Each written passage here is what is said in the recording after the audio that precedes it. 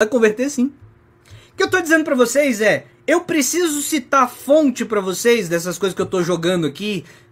Percebem o que eu quero dizer pra vocês? Não precisa, isso é pão comido, gente. Isso é pão comido. Você não precisa falar assim, não, Pedro, então me dê uma bibliografia em 300D, em alemão de cabeça pra baixo. Eu quero as fontes originais. Não, gente, todo mundo sabe isso, pelo amor de Deus. Todas essas coisas que eu tô falando sobre o Japão, sobre o norte da Europa, sobre os francos, sobre a Roma, saxões, obrigado, é isso. Inclusive eu confundi, né? Eu tava falando dos cavaleiros teutônicos, é exatamente, saxões. Os saxões são massacrados porque não queriam... Você quer a bibliografia disso? Tem aqueles livrinhos bem, ó, que eu vou te dar. Bibliografia atualizadíssima.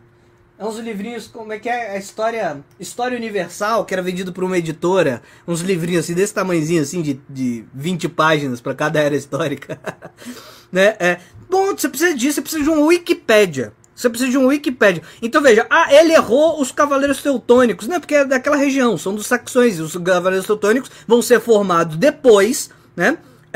Depois, a partir desse domínio que a igreja estabelece a partir dos francos. Então a relação entre igreja e estado temporal e espada está colocada pela expansão dos francos, que dominam basicamente quase a Europa continental inteira.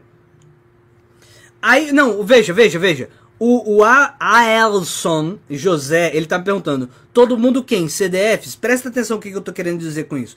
O que eu tô querendo dizer com isso é que um historiador de ensino médio sabe essas questões. Essas questões são os pães comidos. Não é a revelação última. Não é a ciência atualizada. Isso é o que todo mundo sabe, quem estuda história desses temas. Então assim, é aquilo que as pessoas tomam como base... como base. E aí veja, o que eu quero dizer pra vocês é que isso é o básico. Entenderam? Isso é o básico. Então assim, se você não entende o básico, é porque você não estuda o tema, e tá tudo bem, ninguém tem que estudar o tema, todos os temas, entenderam? O que eu tô tentando apontar pra vocês é que é muito básico. É muito básico todas essas coisas. Então para de pedir bibliografia em 700D pra gente falar do básico. Porque veja, se eu for ter que... Você tá pedindo um tanque de guerra, quando o que a gente precisa é guerra de guerrilha. Entendeu? A gente tem que ir pra cima falando, não, peraí, vamos começar pelo básico. Antes de eu discutir as fontes originais, em cabeça pra baixo, é tudo que uma pessoa de ensino médio deveria ter aprendido. Que se eu abrir, eu tenho 15, meu pai é professor de história, e ele quando ele aposentou, ele me entregou todos os livros dele, né, que ele teve e tal. Então se você abrir qualquer um dos 15 livros de história, essas informações vão estar lá. Entenderam? Você não saber que o Japão fechou os portos e proibiu o cristianismo lá, e que obviamente se mostrou como uma trajetória correta, porque isso salvou deles serem colonizados culturalmente lá no passado. Se você não sabe disso, passe a saber. E não me peça para citar livros em mandarim, em japonês de cabeça para baixo. Não me peça para citar livros em coreanos para dizer o que passou no seu Samurai X. Você não assistiu a porra do Samurai X, mano? Você não assistiu, não? Acabou lá a saga do Shishio, eles estavam falando disso. Veja, passou no desenho animado, gente. No desenho animado, pelo amor de Deus. Entendeu? Ah, não, livro em 500D não é o básico. Não é o básico. É o básico. Entendeu? É o básico. Uma Wikipédia você resolve isso. Entendeu? Uma Wikipédia você resolve isso. Então veja, não me peça para ler leitura em japonês para dizer para você. Certo?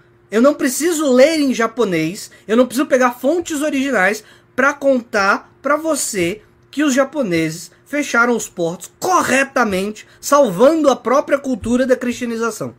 Não preciso contar para você. Não preciso ler em japonês para contar isso para você, entenderam?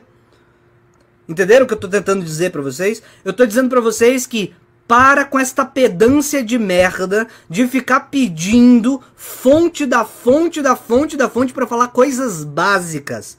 Certo? Esta pedância de merda é uma espécie de criação de barreira para dizer assim, só quem é capaz de discutir a narrativa que eu tô fazendo é quem leu em mandarim de cabeça para baixo. Não pare com essa pedância de merda, certo? Pare com essa pedância de merda.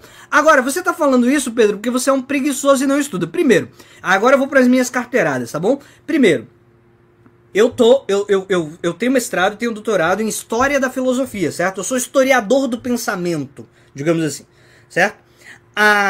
Eu tenho pós-graduação em Direito Civil, em que eu... Direito Civil, em que eu estudei... o meu TCCzinho da pós-graduação foi sobre ortotanásia, eutanásia e ortotanásia, e pai, o pensamento histórico acerca disso. Minha linha é sempre histórica. Meu TCC no direito foi sobre a história da laicidade, que eu fiz uma história geral do mundo acerca da laicidade. Foi muito engraçado, foi meu primeiro TCC. Meu TCC na história foi...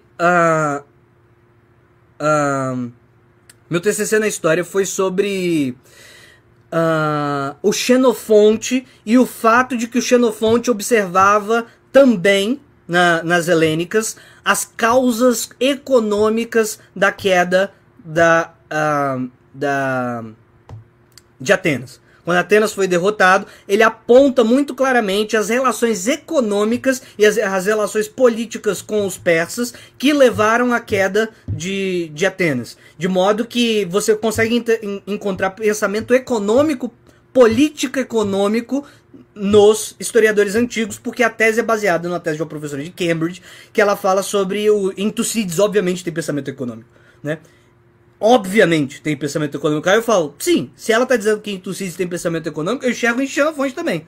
Claramente tem. Aquilo que ela está apontando em Tucídides tem em Xenofonte também. Então os antigos não eram todos imbecis, certo? Eles compreendem causas econômicas da guerra. Não só compreendem que, como eu digo para você, se você for ler Tucídides, você vai se surpreender o quanto que ele coloca nas costas das questões econômicas a superioridade